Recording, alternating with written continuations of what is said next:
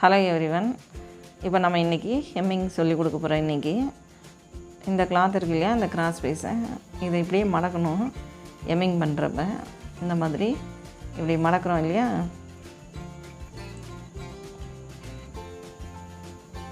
இந்த மாதிரி மடக்கிட்டு ஹெம்மிங் பண்ணப்போ இந்த ரெண்டு கிளாத்தையும் ஒன்றா இப்படி வைக்காதீங்க. இந்த கிராஸ் பீஸையும் இதை இப்படி வைக்கக்கூடாது.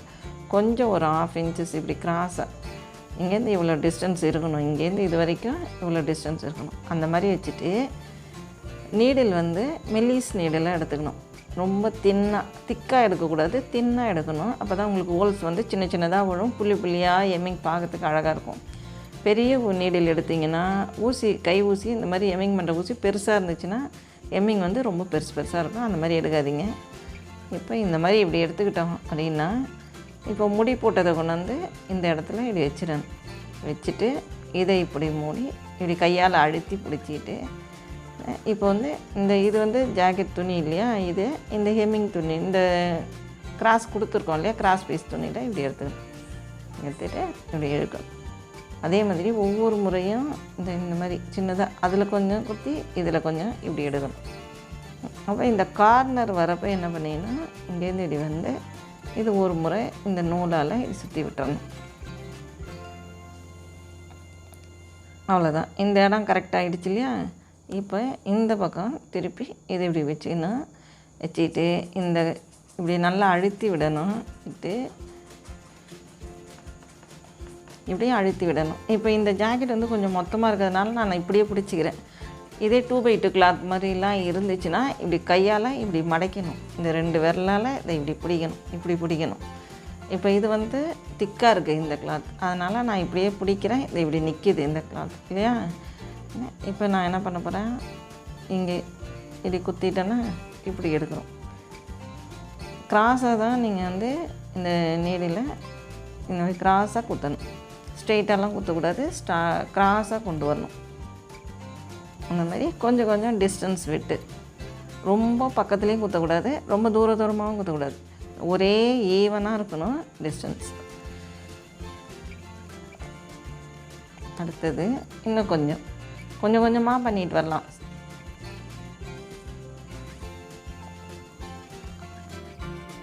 இப்போ இங்கே வரப்போ நான் இப்படி வச்சு இப்படி கையால் இப்படி பிடிச்சிக்கிட்டேன் பாருங்க. இந்த விரலால் இப்படி வச்சுக்கிட்டு, இந்த கட்டை விரலால் இப்படி வச்சு இந்த விரலால் பிடிச்சிக்கிறேன்னா அதே மாதிரியே பண்ணணும். பண்ணிவிட்டு இந்த நீடில் இப்படி கிராஸாக கொடுக்கணும். இப்படி கிராஸாக இப்படி கொடுத்து இப்படி இழுக்கணும். இதில் வந்து இந்த த்ரெட்டு, இந்த நூல் இருக்குல்ல, அளவுக்கு அதிகமாக எடுக்கக்கூடாது. ஒரு சீரான அளவு கொஞ்சமாக திட்டமாக எடுத்துக்கிட்டு இப்படி குத்தி இப்படி இழுக்கணும். இப்படி இழுக்கிறப்ப பக்கத்தில் இருக்கவங்க யார் கண்ணிலெல்லாம் படக்கூடாது. அதனால் அளவுக்கு அதிகமான நூல் எடுக்காதீங்க. சீரான நூலை எடுத்துகிட்டு இது மாதிரி ஹெம்மிங் பண்ணுங்கள். நூல் தேர்ந்துடுச்சுன்னா முடி போட்டுட்டு மறுபடியும் நூல் வேறு போத்துக்கலாம்.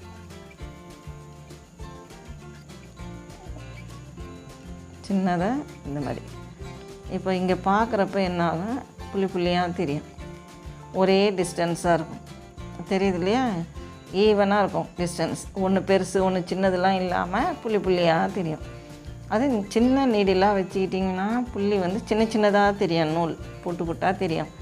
பெரிய நீடில் இது வந்து மொத்தமாக இருந்துச்சு அப்படின்னா உங்களுக்கு பெருசாக தெரியும் ஹெம்மிங். அதனால் நீங்கள் ஹெம்மிங் மட்டும் நீடில் சின்ன நீடில் தான் வச்சுக்கணும்.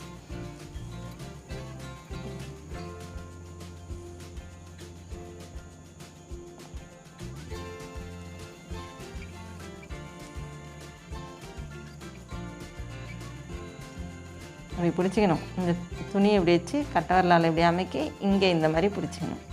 பிடிச்சிட்டு இப்படி கிராஸாக குத்தி இப்படி எடுக்கணும். இந்த மாதிரி துணி கொஞ்சம் தெரிஞ்சதுன்னா இப்படி உள்ளே தள்ளிடலாம். தள்ளிட்டு சீராக இதேமாரியே எடுத்துகிட்டு வரணும்.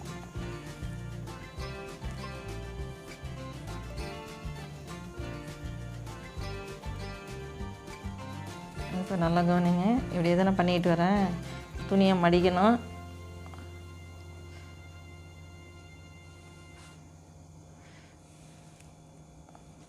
அடுத்தது மறுபடியும் கொஞ்சமாக பண்ணலாம், சீராக பண்ணின்னு வரலாம். இப்போ மறுபடியும் இதே மாதிரி கிராஸாக குத்தணும். இது வந்து ஒரு முறை. இதே மாதிரி வர்றது இது ஒரு மெத்தட். இதே பார்த்திங்கன்னா அடுத்த மெத்தட் என்ன அப்படின்னா, இப்படி இதே தான் மடிக்கிறதெல்லாம் அதே தான். இப்போ இப்படி எடுத்துகிட்டு அதே டிஸ்டன்ஸில் தான் இந்த ஊசியை குத்த போகிறோம். ஆனால் என்ன ஒன்று, இந்த நூல் இருக்கு இல்லையா, நூலை இந்த மாதிரி போடும், சுற்றி விடணும். இது 2வது முறை எம்மிங் பண்ணுறதுலேயே இது 2வது முறை. ஏன் அப்படின்னா இது கொஞ்சம் ஸ்ட்ராங்காக இருக்கும். அது சிம்பிளாக பண்ணிகிட்டே வர மாதிரி இருக்கும். ஆனால் சமயத்தில் நூல் எங்கேயாவது ஒரு இடத்துல கட் ஆகிடுச்சுன்னா பிரிஞ்சிடும். இது பிரியாது. இது ஒரு முறையாக இந்த நூலை இப்படி சுற்றி இப்படி போட்டு வரும். ஆனால் அதே மாதிரி தான் வரும், டிஸ்டன்ஸும் அதே மாதிரி தான் இருக்கும். அதே மாதிரி தான் டிஸ்டன்ஸ் இருக்கும். இந்த மாதிரி கிராஸாக இப்படி குத்தணும், இந்த மாதிரி குத்தணும். இந்த நூலை எடுத்து இந்த மாதிரி போட்டுடணும்.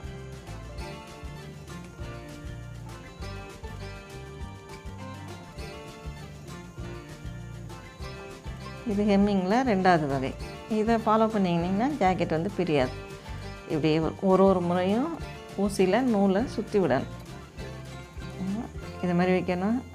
இந்த கிளாத்தை இப்படி பிடிக்கணும், இப்படி கிராஸை இப்படி குத்தி இப்படி எடுக்கணும். அதுக்கு பிறகு இந்த நூலை ஊசியில் இப்படி சுற்றி விடணும். நூல் அளவுக்கு அதிகமாக எடுக்காதீங்க, சீரான முறையில் எடுத்துகிட்டு எம்மிங் பண்ணிவிட்டு நூல் தீர்ந்துடுச்சுன்னா மறுபடியும் நூல் கோத்துக்கலாம். ரொம்ப நீளமாக எடுத்துக்கிட்டிங்கன்னா சிக்கு விழுந்துடும். சிக்கு ஆகிட்டுனா மறுபடியும் பிரித்து அதெல்லாம் சிரமமாக இருக்கும். நல்லா கவனிங்க. இப்படியே தான் பண்ணிட்டு வரேன். இந்த மெத்தடில் தான் நான் ஃபாலோ பண்ண போகிறேன். இப்போ நான் அந்த ஃபஸ்ட்டு மெத்தட் போடல, இப்போ செகண்ட் மெத்தடில் தான் ஃபுல் கம்ப்ளீட் பண்ண போகிறேன். இதுதான் ஜாக்கெட்டுக்கு ஸ்ட்ராங்காக இருக்கும்.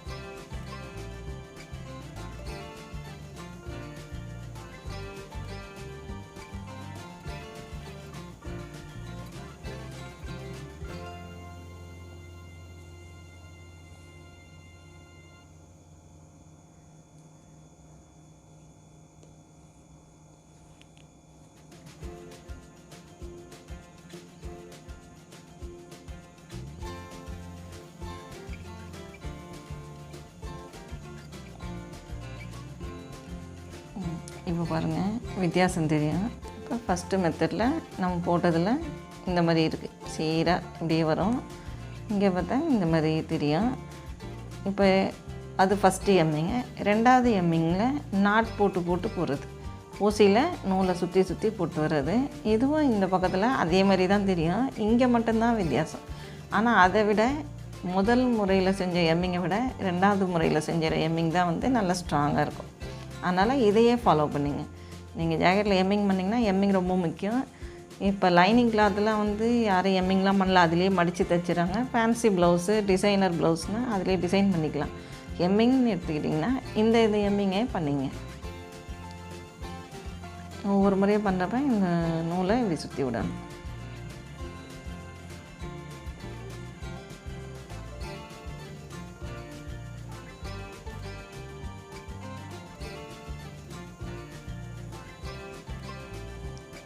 பா neck, diamond neck, neck model வச்சிங்கன்னா அதில் கார்னர்ஸ் இருந்துச்சுன்னா ஃபஸ்ட்டு அந்த கார்னரை தைச்சிட்டு அப்புறம் கண்டினியூவாக இப்போ நம்ம எம்மிங் பண்ண மாதிரி எம்மிங் பண்ணிட்டு வந்துடலாம். பானா 2 கார்னர் வரும், டைமண்ட்னா 3 கார்னர் வரும்.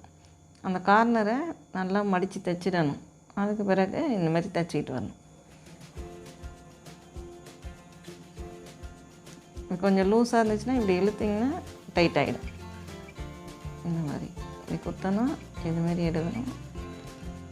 சிக்கு இல்லாமல் செஞ்சுக்கிட்டு வரணும். அதுக்கு மீடியமான அளவில் நூல் எடுத்தால் மட்டும்தான் சரியாக வரும்.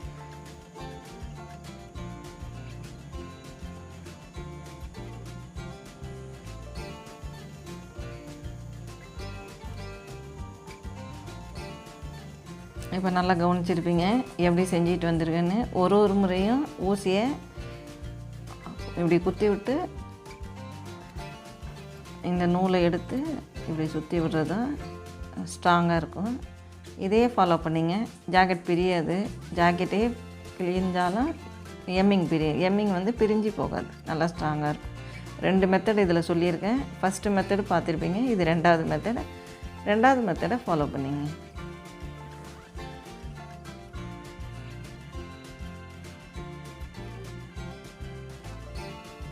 ஃபஸ்ட்டு எம்மிங் ப்ராக்டிஸ் பண்ணுறப்ப அந்த எம்மிங்கை ப்ராக்டிஸ் பண்ணிங்க. அதை பண்ணிவிட்டு அதுக்கப்புறம் நல்லா ப்ராக்டிஸ் ஆனதும் அதுக்கப்புறம் இந்த மாதிரி எம்மிங்லாம் பண்ணிக்கலாம். எல்லாம் ஈஸியாக இருக்கும். ஃபஸ்ட்டு பண்ணுறப்போ மட்டும்தான் கொஞ்சம் வித்தியாசமாக இருக்கும். போக சரியாக வந்துடும்.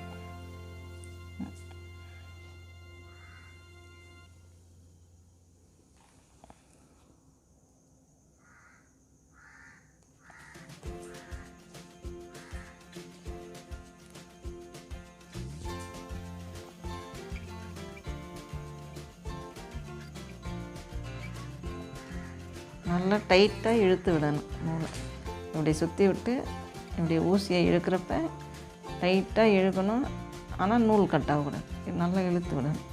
இப்போ இந்த கார்னர் வரப்போ என்ன பண்ணணும், இப்படி வச்சுட்டு இந்த கார்னரை இந்த மாதிரி சுற்றி விடணும். அப்போ அந்த கார்னர் பிரியாது. இப்போ அடுத்தது இந்த டைரெக்ஷனில் இப்போ திரும்பிடும். இந்த மாதிரி ஊசி மட்டும் நல்லா ஷார்ப்பாக வச்சிங்கன்னா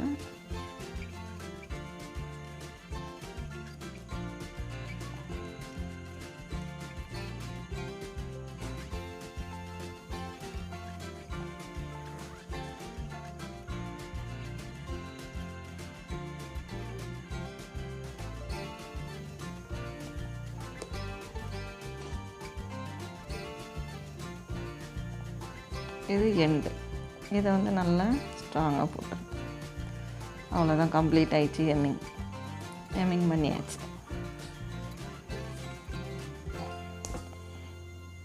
இப்போ பார்த்தீங்கன்னா சீராக இருக்கும்.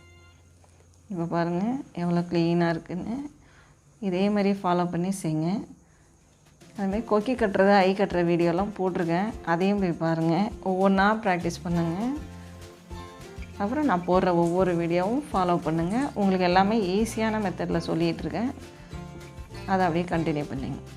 நல்லா இருக்கு இல்லையா? கம்ப்ளீட் ஆகிடுச்சு.